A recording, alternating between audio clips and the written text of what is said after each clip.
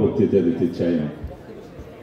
যদি আমরা সবাই বক্তব্য দেই, আমাদের প্রিয় নেতা সময় পাবেন না।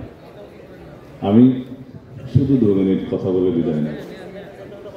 সালাউদ্দিন সাহেব, আপনি বলুন, আমার বলার নেই কিন্তু আজকে আমি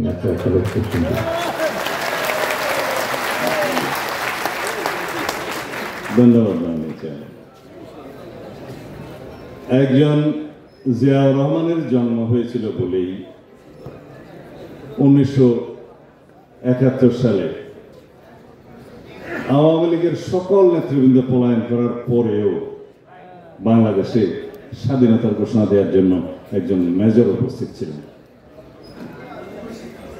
শহীদ রাষ্ট্রপতি জিয়াউর রহমানের জন্ম হয়েছিল বলেই 1975-এর জাতীয় সংকটময় দিনগুলি পার করা গেছে এবং 7ই নভেম্বরের সিপাহী জনতার বিপ্লবের মধ্য দিয়ে এদেশের রাষ্ট্রপতি জিয়াউর রহমানের শুভ সূচনা সেই দিনে হয়ে গেছিলেন, সেই নেতৃত্বের মধ্য দিয়ে।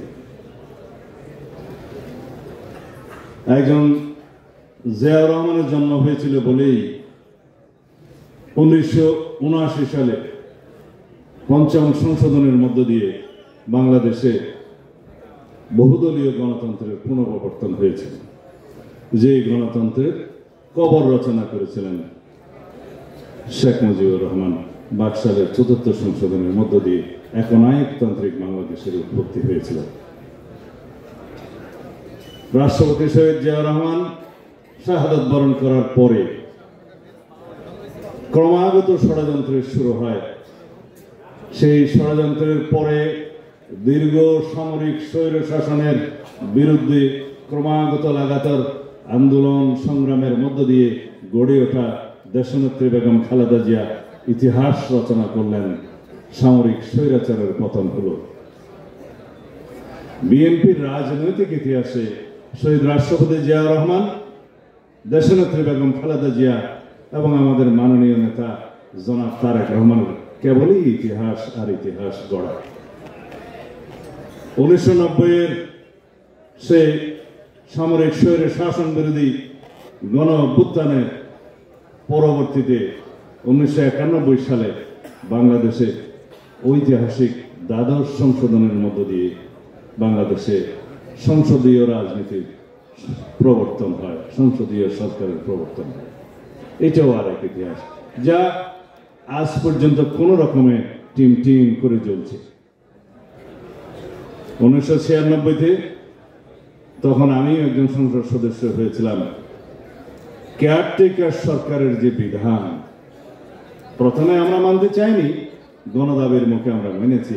সেই বিধান দেশনেত্রী বেগম খালেদা জিয়ার নেতৃত্বেই সারা রাত সংসদে আলোচনার মধ্য দিয়ে কেয়ারটেকার সরকারের প্রবর্তন হয়। তত্ত্বাবধায়ক সরকারের ব্যবস্থা চালু হওয়ার মধ্য দিয়ে আরো 3টি নির্বাচন অনুষ্ঠিত হয়। বাংলাদেশের মানুষ রাজনৈতিক সংস্কৃতি হিসেবে তত্ত্বাবধায়ক সরকার ব্যবস্থাকে যখন আপন করে নিল, সেই তত্ত্বাবধায়ক সরকার ব্যবস্থাকে বিলোপ করার জন্য আবার শেখ মুজিবের সেই বাকশালী কায়দায় তদীয় কন্যা শেখ হাসিনা 2011 সালে 5ম সংশোধনের মধ্য দিয়ে সেই তত্ত্বাবধায়ক সরকার ব্যবস্থা বিলোপ করলেন। প্রশ্ন হল, 2001 সালের সেই সরকারে সংবিধান সংশোধনের মতো সংখ্যাগরিষ্ঠ জাতীয়তাবাদী দলের ছিল, কিন্তু দেশনেত্রী বেগম খালেদা জিয়া জনগণের বিরুদ্ধে যে নিজের ক্ষমতাকে দীর্ঘায়িত করার জন্য কোন রকমের সাংবিধানিক অপকৌশল প্রয়োগ করতে চাননি। তিনি দেশেরই নেত্রী, দেশ তার কাছে উপরে, জনগণ তার কাছে সর্বাগ্রে। শেখ হাসিনার এই 5ম সংশোধনের পরে এবং তার আগে থেকেই একদলীয় শাসন ব্যবস্থা এবং একদলীয় রাষ্ট্র ব্যবস্থা কায়েমের যে উদগ্র বাসনা তাকে পেয়ে বসছিল, যার কারণে বাংলাদেশে অপশাসন, স্বৈর শাসন এবং ফেসিবাদের দীর্ঘস্থায়ী ব্যবস্থা প্রতিষ্ঠিত হয়ে গেছিল। প্রায় তার বিরুদ্ধে আন্দোলন সংগ্রাম করার জন্য ক্রমাগতভাবে আমাদের নেতা জনাব তারেক রহমান অবিরাম সংগ্রাম এবং নেতৃত্ব দিয়ে গেছেন। আমি বিদেশে থেকে ওনাকে সহায়তা করেছি, আমি জানি প্রতিটা মুহূর্তে উনি কিভাবে এদেশের আন্দোলন সংগ্রামের নেতৃত্ব দিয়েছেন আমাদেরকে। আজকে অনেক বাচ্চা লোক, সরি আমার একটু অসুবিধা হয়ে যায় ওই দীর্ঘ 10 বছর বিদেশে থাকার কারণে আর কি, যারা অল্প বয়সে সরকার পরিচালনার দায়িত্ব পেয়েছেন তাদেরকে মেন করছে। অনেক রকমের অভিজ্ঞতা না থাকলে কিছু কিছু উচ্চাভিলাষ দেশের জন্য ক্ষতিকর হয়ে যেতে পারে। সেই জন্য বলছি, আন্দোলন সংগ্রামের প্রতিটি স্তরে মুহূর্তে সারা বাংলাদেশের মানুষকে একত্রীকরণের জন্য এবং রক্তক্ষয়ী ফ্যাসিবাদ বিরোধী সংগ্রামের জন্য আমরা যেভাবে দিন রাত আমাদের নেতা জনাব তারেক রহমানের নেতৃত্বে কাজ করেছি, এখানে সকলেই জানেন, আপনারা জানেন, একদিনে আসমান থেকে টপকে 5ই আগস্ট পতিত হয় না। It's a result of it is a cumulative result of continuous democratic movement and fight, যেখানে বাংলাদেশের প্রত্যেক জনগণকে ফ্যাসিবাদের বিরুদ্ধে একাত্মতা প্রকাশ করতে হয়েছে, সংগ্রাম করতে হয়েছে, আত্মদান করতে হয়েছে, যার ফলে ফ্যাসিবাদের পতন হয়েছে। আমরা জানতাম ফ্যাসিবাদের পতন হবে, কবে হবে, কিভাবে হবে, কত রক্তক্ষয় হবে, সেই হিসাবটা কেবল জানতাম না। এখন ফ্যাসিবাদ বিরোধী জাতীয় ঐক্য যেটা সৃষ্টি হয়েছে, সেই জাতীয় ঐক্যে ফাটল সৃষ্টি হওয়ার মতো কোন পদক্ষেপ আমরা এখন দেখছি যেটা জাতির জন্য কল্যাণ বয়ে আনবে না। সব কিছুর বিনিময়ে বাংলাদেশের সবচাইতে জরুরি হলো ফ্যাসিবাদ বিরোধী জাতীয় ঐক্যকে ধরে রাখা।